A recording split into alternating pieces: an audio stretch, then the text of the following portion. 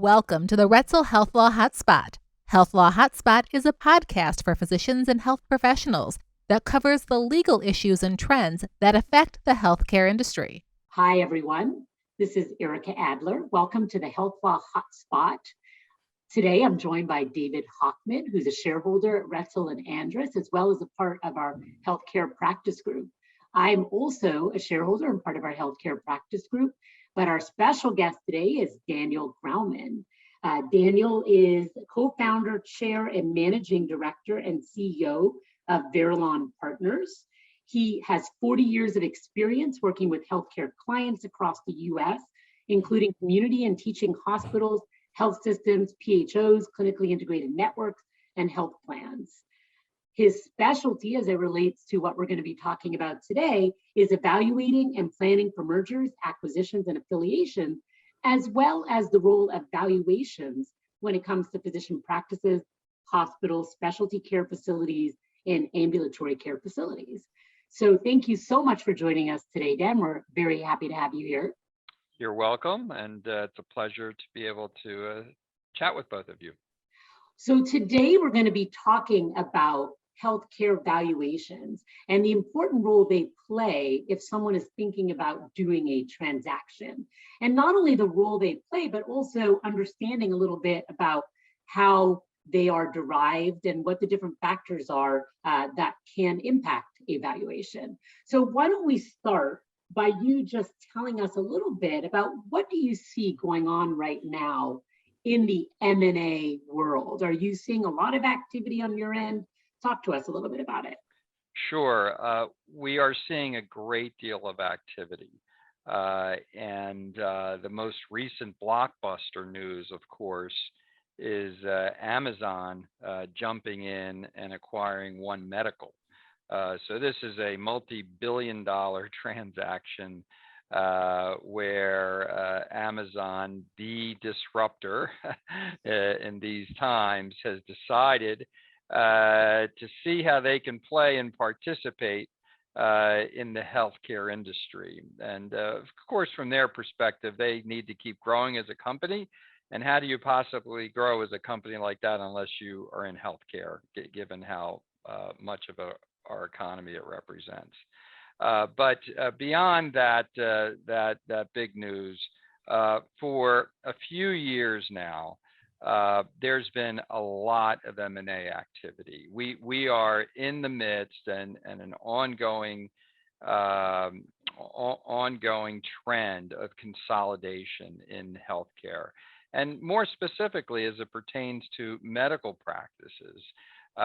Really what we're witnessing, what we're experiencing, those of us that live and work in this industry each and every day, is the corporatization of medicine and of the practice of medicine, good or bad, with all of its challenges, but that is what is underway. And the various players that are active in M&A, whether it's private equity firms, other aggregators, health systems, of course, believe that things will be better off if they move in this direction. So there's a lot of activity, and I could go on and on about that, of course, Sure. But happy to pause and.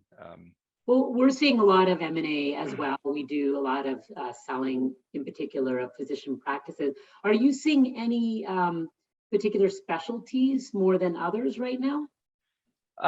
Well, that's an interesting question. I think when we began to witness and see the uptick in activity, a lot of it was centered around primary care physicians.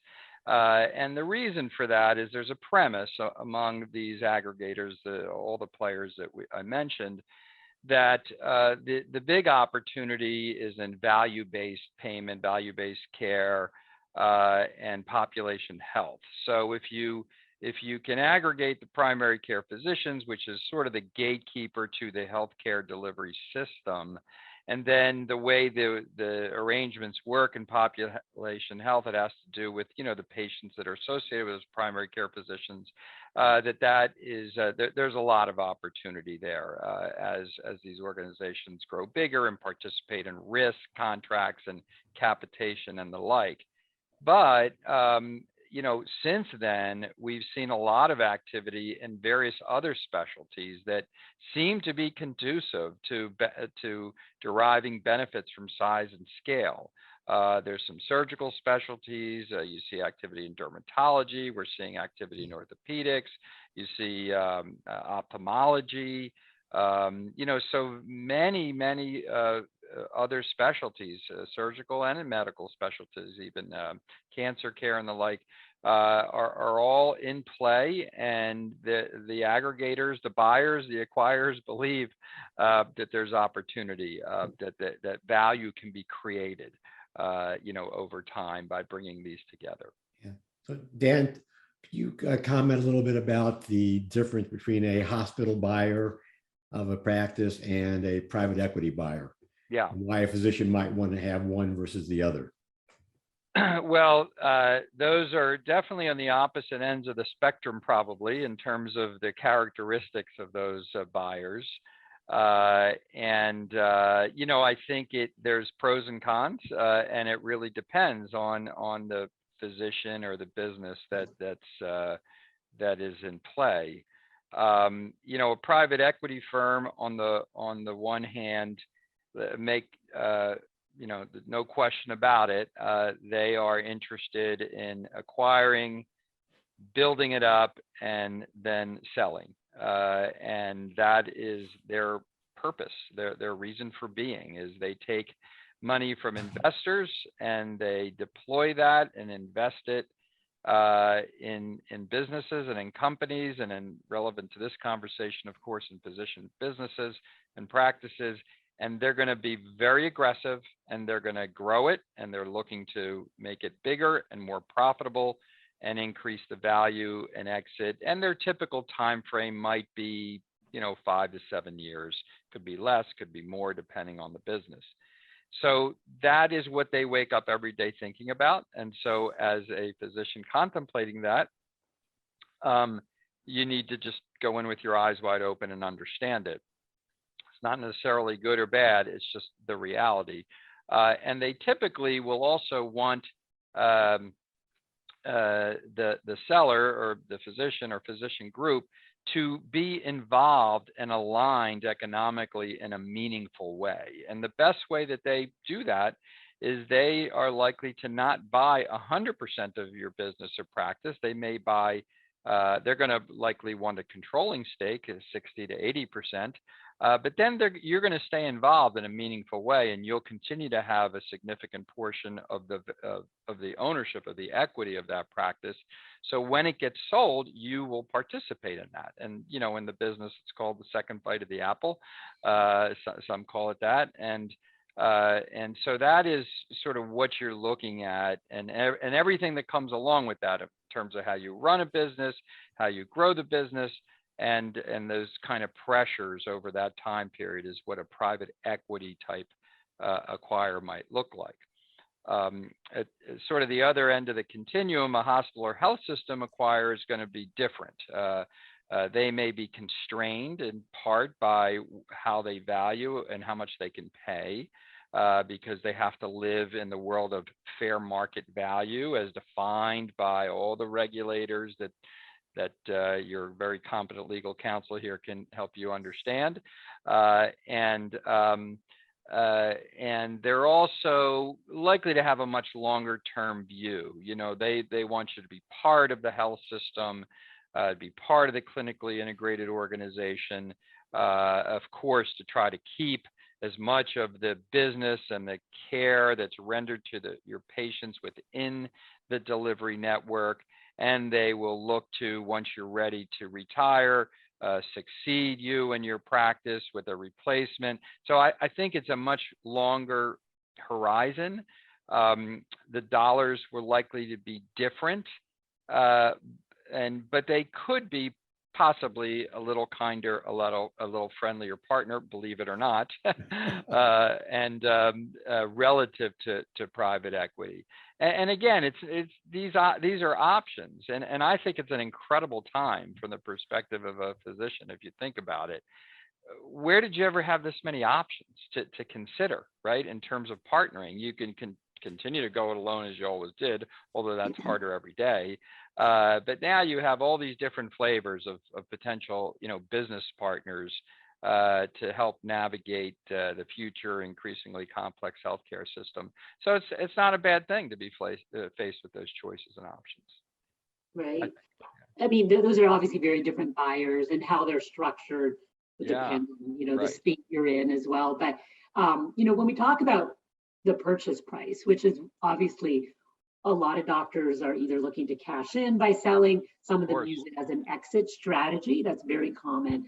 And of course, you're not going to get the same dollar amount from a hospital. And so there are other cultural or emotional reasons that people often will choose to go with the hospital.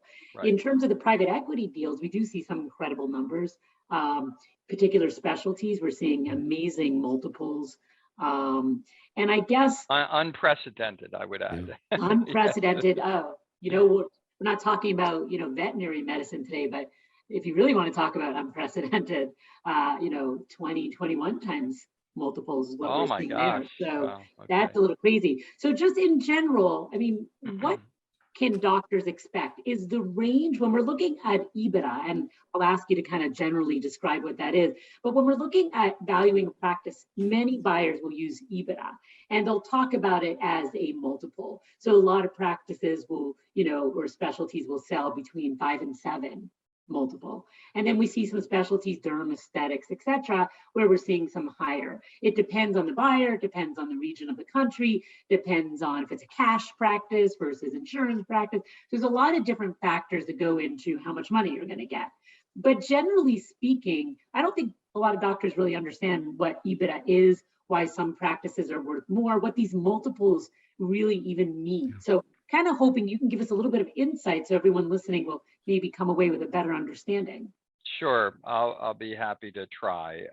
So first of all, my recommendation is go watch Shark Tank, because if you watch a couple episodes, and we all have, let's admit it, it's fun. My wife is addicted to it, so I end up watching a lot of it. So they talk about EBITDA multiples all the time. And so what is this all about? So EBITDA, what it actually stands for, is earnings before interest, taxes, and depreciation and amortization. So a bunch of accounting lingo, but let's sort of cut through it. And it's really a proxy, an estimate of the extra cash profits, if you will, that a business generates or is capable of generating or is expected to generate in the future. That's what EBITDA means. So think cash, extra money, cash profits. Maybe right now it's the extra money that physician owners get to put in their pocket and distribute at the end of the year. So that's what EBITDA means. So a business, of course, the way it's valued, typically it's a function of the cash that a business is expected to generate in the future. That is how businesses are, all businesses, regardless of what industry it's in. That's how that's how they're valued.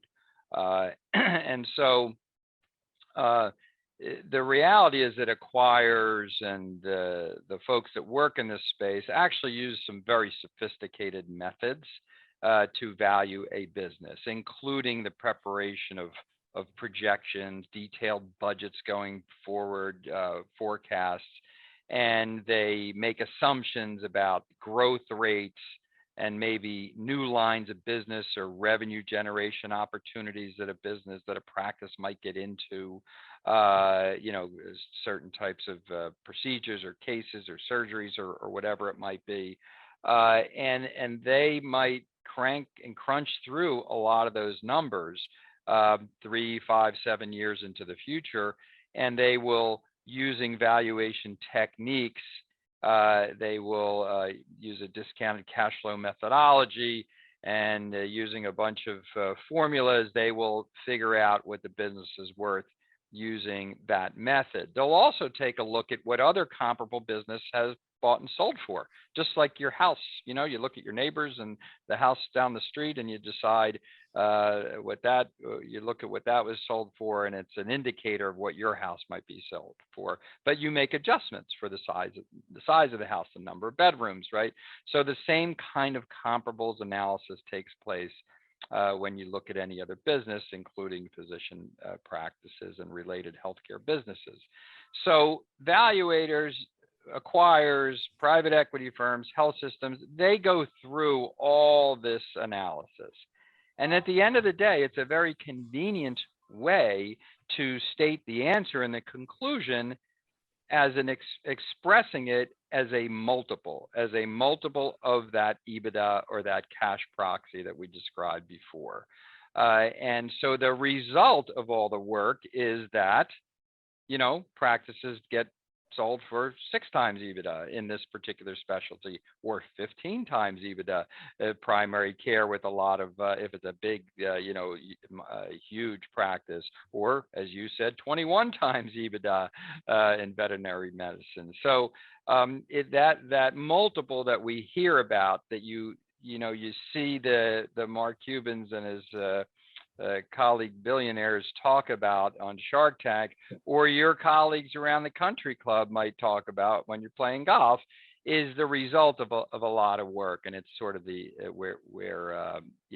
an easy way for everyone that participates in this space, in this game, in the M&A world, to quickly sort of gauge and benchmark a particular transaction. So I know it's a little wordy, but that's how I think about it. So what are some of the factors that are going to cause the EBITDA to go either be the high end of the range or the low end of the range? Yeah, that's a really good question. You know, there's a lot of stuff. So it can be what the growth and expansion potential is. So where is this business now, and how much can it grow? It might, another factor might be the ages of the physicians and how long they're going to be there, and whether there's any risk associated with physicians that are expected to retire in the near term and have to be replaced. There's always concerns about, the stability of the patient base. It might be, it have to do in part with how stable the history has been. Has it been reliable, or has it been a little rocky?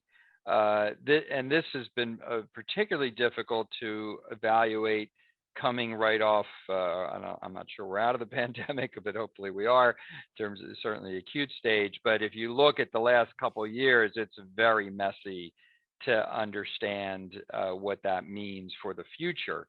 A lot of healthcare providers are experiencing a permanent change as a result of the pandemic to their business, sometimes to the plus, sometimes to the minus, right? It just depends on the nature of the practice, how many, what types of patients perhaps we're seeing. Certainly hospitals and emergency rooms are down, and they are, it was a one-time adjustment, which will now resume growth.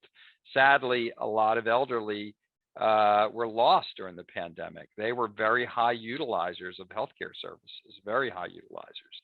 And, we lost 1 million people, right? And they're not in the picture anymore.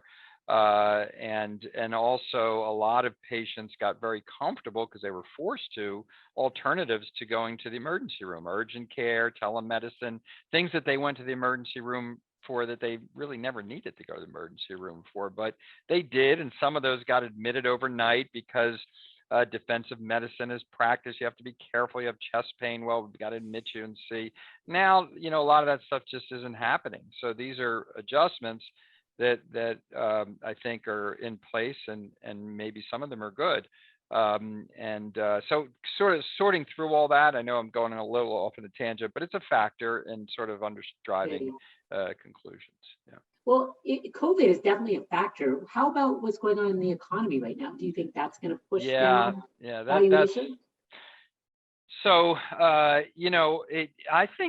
don't think we've quite seen yet the impact, because a lot of the transactions and deals that we've we all work on that maybe recently were closed,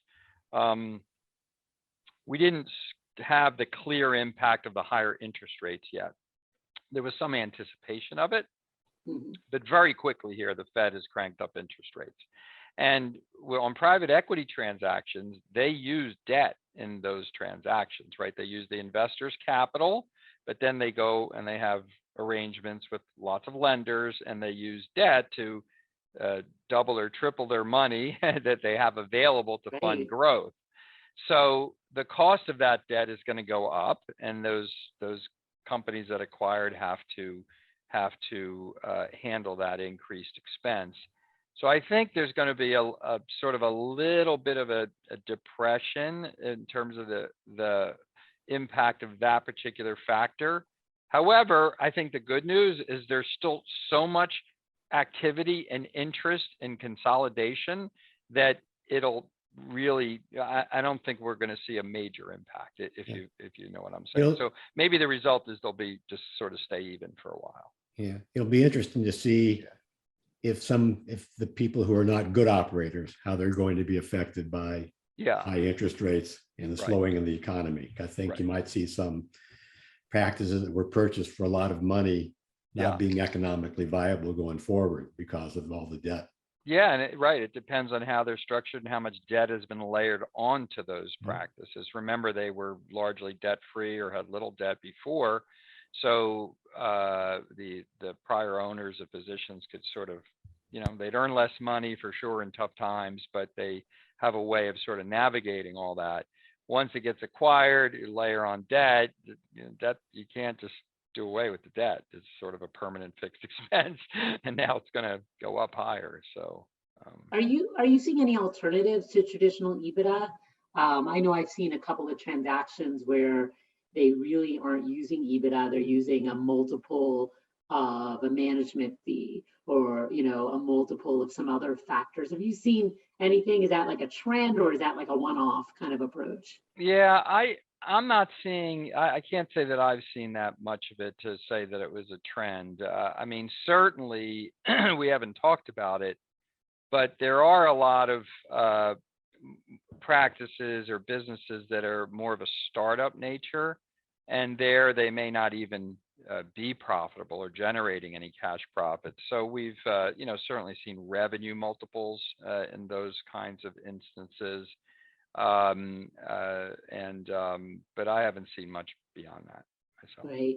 Yeah. And you don't anticipate that, you think EBITDA is probably still going to continue to be the best measurement approach. So if you're a practice and you're looking to maybe sell down the road, I guess what you should be doing is talking to someone like you about what your numbers look like, how to get your EBITDA up, and other factors like that, or what would you recommend? Yeah, I mean, I think, look, if it's not that difficult with using our help or the help of any financially oriented advisor, or some tax accountants have this expertise, not all, but some, to start sort of framing and looking at your practice the way an acquirer or an investor will look at your practice. And it's different typically than the way you may always have looked at it, a physician may have looked at it. And often, of course, a lot of smaller physician practices or related businesses don't even have financial reporting that's very sophisticated. So we're very accustomed to using tax returns and Quicken and QuickBooks type statements and extracts as opposed to having an audit or compilation, done by an external accounting firm. But I'm not suggesting that is necessary, but it's helpful to start to sort of even just from a formatting perspective, look at your financials in a way that an investor would, and sort of laying everything out. And there are important adjustments that you need to think about, notably, especially in a physician business, the physician's compensation, right? So the compensation is typically the result of what's left over. I mean, there may be a draw, there may be a base salary, but if there's money left over at the end of the year, it's going to get distributed or bonused out in some fashion. So that needs to be looked at and compared to what the fair market value might be for compensation for a particular specialty. So there are adjustments, what we call as evaluator normalization adjustments, that you could start to do, so you have a real sense of what how investor would look at the business, and it's really trying to create a picture of what it would look like post-transaction. After it's bought, what would that income state look like? What would that cash flow look like? And a big part, of course, these discussions and transactions is not only what you get paid up front, the value of the practice, but what you keep getting paid as an employee going forward in terms of your compensation. So that is an important element to at least think about. That makes sense. And, one of the things we find when we are working on these transactions are unexpected issues. Doctors weren't compensated in accordance with the law. Doctors, there was billing done that violated, particular statute. So there's a lot of things that come out of the due diligence related to doing a transaction. Right. When you get involved, are you picking up any of those things through your own financial review that can then be corrected so that it is not later, a bump in the road, so to speak, for a potential buyer? Or is that not the kind of thing you're looking for? Well, we look at that if we're engaged by a buyer to do some due diligence work and quality of earnings.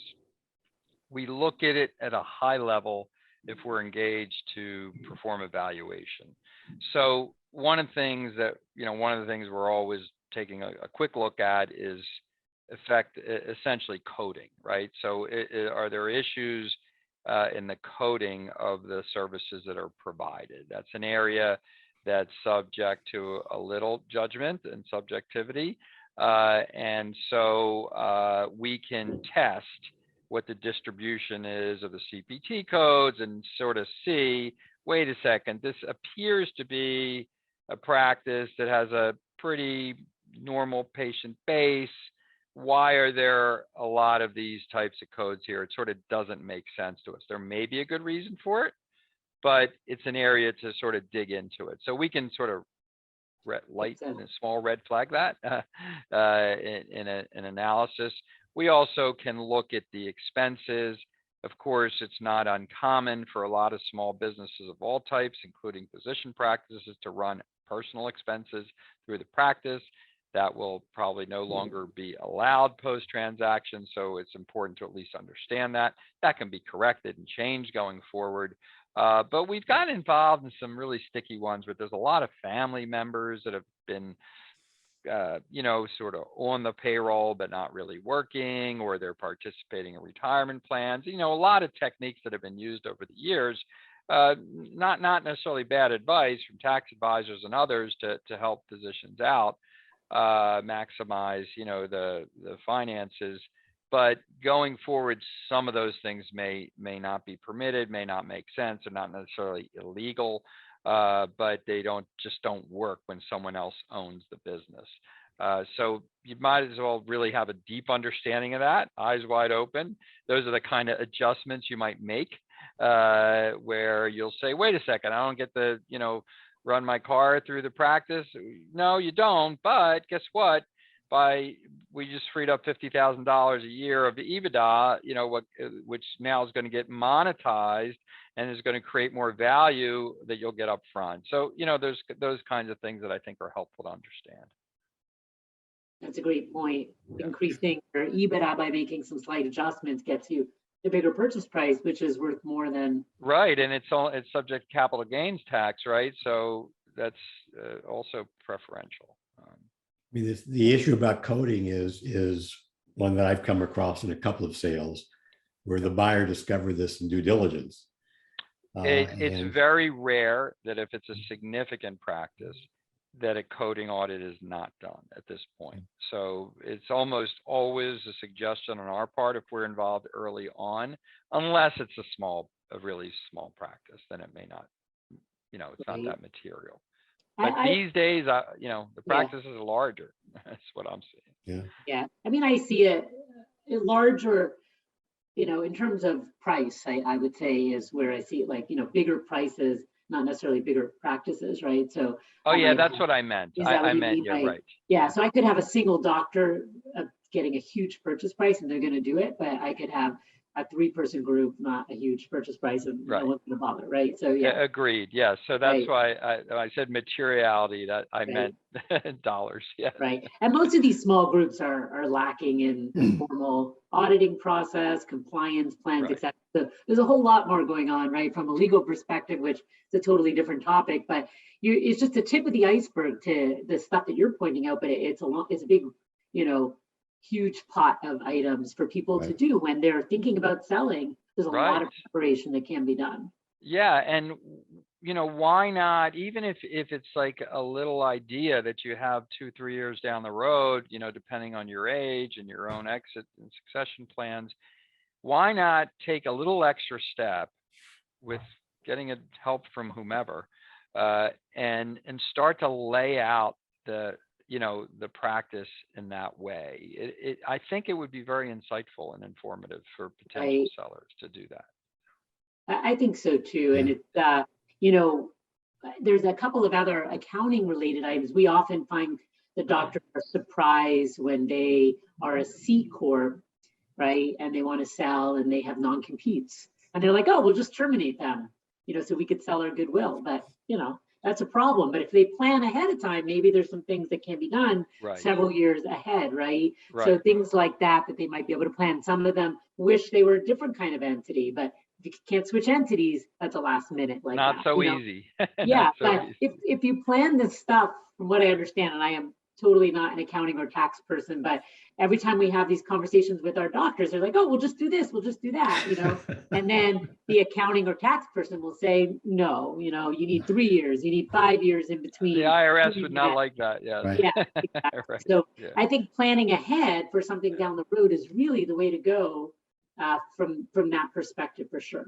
Right. And if you think about it, I mean, I don't know what portion of physician practices have already been acquired, but it's a big number. It's a big percentage, right? I mean, Optum alone, employs 80,000 physicians. I'm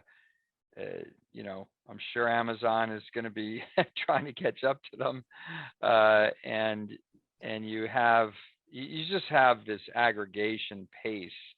So the point is that fewer and fewer and fewer physicians are going to end up remaining independent, and there will be some, for sure. This sort of selling out is not for everybody, and I, with full respect for that. But the odds are, given the landscape and the environment, is that most practices are going to be looking at this. And well, it's interesting. We had a guest on a few weeks ago who said that he saw the trend as a lot of these deals being undone and more doctors going back to independent practice. So I think, I'm all for, obviously David and I work with independent practices. We're all for supporting them, but the trend certainly seems to be doctors becoming employees of hospitals or selling out. I'll be very interested to see kind of what the future holds. And, and it's not just about physician practices, but the whole healthcare system is, up for some major changes, or at least requires. It's up for major disruption. Yeah. So who knows how that's going to impact it, everything going forward. But. Right. Well, I can see that some of the models that are being established now may not work and may fail, and restructuring will take place. But sort of for physicians to become traditionally independent the way they were in the past I don't think that's that likely. I can see them restructuring it, maybe gaining back some ownership in an enterprise, but probably in partnership with some other entity that brings the benefits that you otherwise can only get through size and scale, population health, technology, digital, all these things that you got to have in the future. It's just the way it's going. So it's hard for me to imagine sort of going back to the way it was. But yeah, you're probably right. Hopefully we're going on bigger and better though, right? Yeah, hopefully. All right, so we're a little bit out of time here. So let's see, David, do you have any final questions or thoughts? No, thanks, Dan. I always enjoy hearing you speak about healthcare. You take a lot of complicated concepts and put them into language that non-financial experts can understand. Yeah. So thank you very much. Well, you're welcome. And I think it's been really helpful. Do you have any final thoughts you want to share with everyone? Not really, other than, it is a crazy time. There's a lot of complexity in the issues we touched upon, but, I'm a glass half full person, an optimist by nature. So I think there's a lot of opportunity, that even though there's challenges and problems, I think on balance there's a lot of opportunity. So I just encourage others to look at it that way and prepare and think and plan and take advantage of that. So great. Well, thank you so much for joining us, and thanks to all of you. My pleasure. Thanks to everyone for coming to hear us at the Health Law Hotspot. We will post this as well as information on Dan and his company, Veralon, so people can check it out and reach out to you with any questions they have. You can also see our other Health Law Hotspot posts by going to ralaw.com or just Googling us and finding us on YouTube. We'll see you next time. Thank you so much for joining us. So long. Thanks, everyone. The Roetzel Health Law Hotspot is made available by the firm and its attorneys for educational purposes and to provide general information, not to provide specific legal advice. Use of the Roetzel Health Law Hotspot does not create an attorney-client relationship between you and the firm or any of its attorneys. The Roetzel Health Law Hotspot should not be used as a substitute for competent legal advice, and you should contact an attorney in your state about any legal needs or questions you may have.